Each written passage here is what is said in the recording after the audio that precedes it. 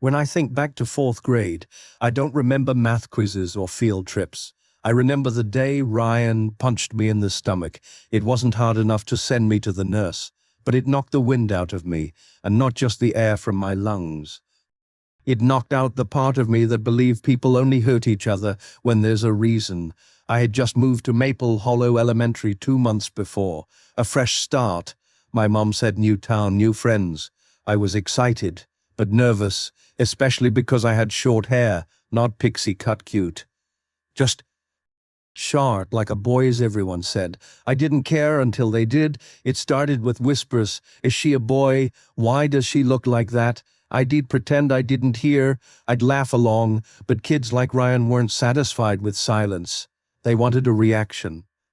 And one rainy Tuesday during recess, he got one. I remember standing under the covered walkway, trying to stay dry, kicking gravel with my sneakers.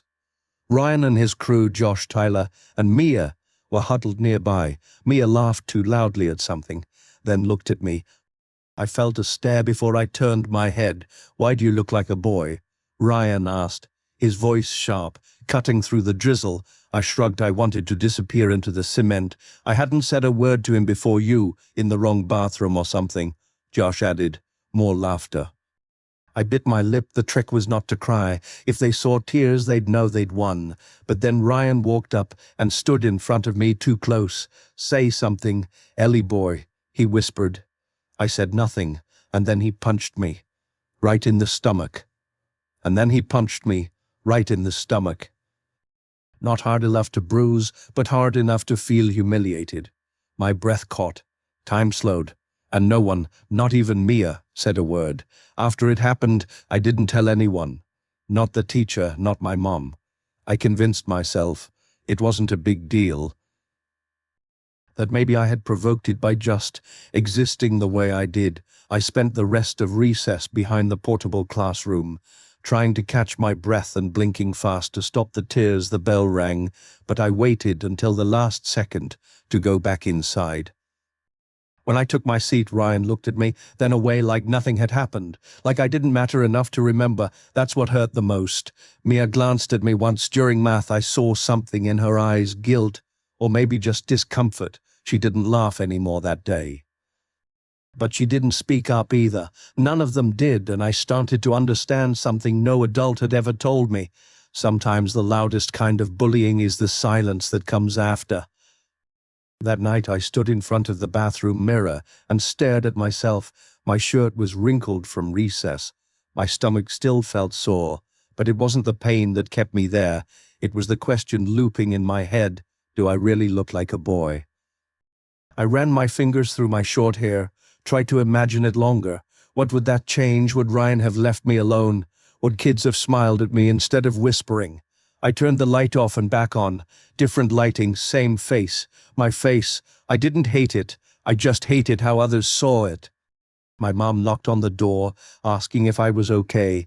I said yes, because how do you explain that? A few words and a punch made you question who you are. You don't. You just go to bed hoping tomorrow will be quieter. But it wasn't. The next day, Mrs.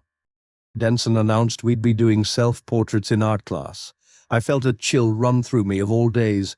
She passed out mirrors, paper and pencils. Draw what you see, she said with a smile. I didn't want to, but I picked up the pencil anyway. At first I just stared at my reflection. Same short hair, same soft eyes, same quiet mouth that never fought back.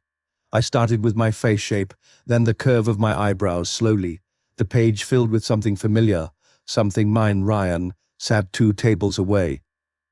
He wasn't drawing, just doodling a stick figure with a mohawk. At one point he glanced at me.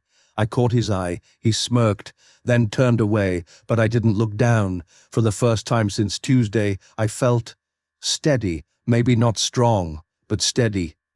When class ended, Mrs. Denson leaned over my desk and said, "That's a beautiful self-portrait, Ellie. You see yourself clearly." I wasn't sure I did, but maybe I was starting to try. A few days passed. Ryan didn't hit me again, but the stares and whispers stuck around. They clung to me like static, invisible but felt. Every lunch, every hallway, I felt like I was being watched, judged for being different. Then one morning something changed. I was at my locker when Mia walked up alone. No Josh, no Tyler, no Ryan. "Hey," she said quietly, almost like she regretted speaking. I turned slowly, unsure if this was some setup. "I liked your drawing," she added in art. "Thanks," I replied, cautious. There was a pause. She shifted her weight, looked at her shoes. "What Ryan did, it wasn't okay." "I didn't say anything, I didn't laugh," she added quickly. "Not really, I just didn't know what to do." I nodded. That was the closest thing to an apology I'd ever get, and maybe all she could give, and somehow it mattered, not because it fixed everything, but because it meant someone saw me, and not just the hair. After that talk with Mia, I started spending my lunch breaks in the school library. It wasn't about hiding, not entirely. It was about breathing, about sitting in silence that didn't hurt. One afternoon, I was flipping through a book about ancient myths when I heard someone walk in. I peeked over the top of the page. It was Ryan. I froze.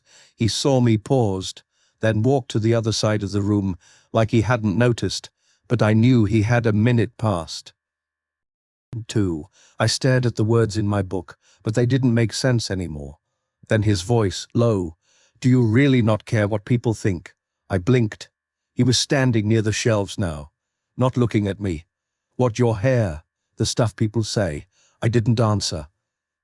Not because I was afraid, but because I didn't know the answer myself. He shrugged. "I don't get it, but whatever," and he left. It wasn't an apology, but it wasn't another punch either, and that was something.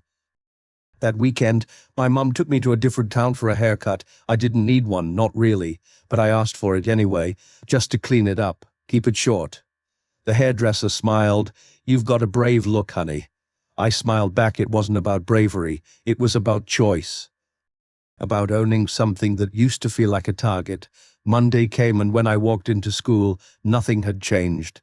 Ryan still sat 2 rows behind me. Josh still whispered too loudly in the hallway. But something in me was different. I wasn't waiting for their approval, and I wasn't hiding anymore. During recess, I sat on the swing watching the clouds roll across the sky. Mia joined me quietly. She didn't talk, just swung beside me. It was enough. And then a girl from another class walked over and said, "I like your hair. I wish I had the guts." I didn't know what to say, so I just said, "Thanks." And this time I meant it. Years later, I found that old self-portrait in a dusty storage box. The lines were shaky, the shading awkward, a 4th grader's attempt at honesty. But it made me smile. I don't think Ryan remembers what he did. Maybe to him it was just another day in 4th grade. A joke, a punch, forgotten by dinner time. But to me, it was the moment I started asking who I really was, and whether the world's idea of normal was worth fitting into. It took time to find the answer. Time and silence and swings. I never became best friends with Mia. Ryan moved away the next year, but that part of my life stayed with me, not as a wound, but as a reminder that standing out isn't a weakness. And sometimes the things people mock are the very things that make us strong.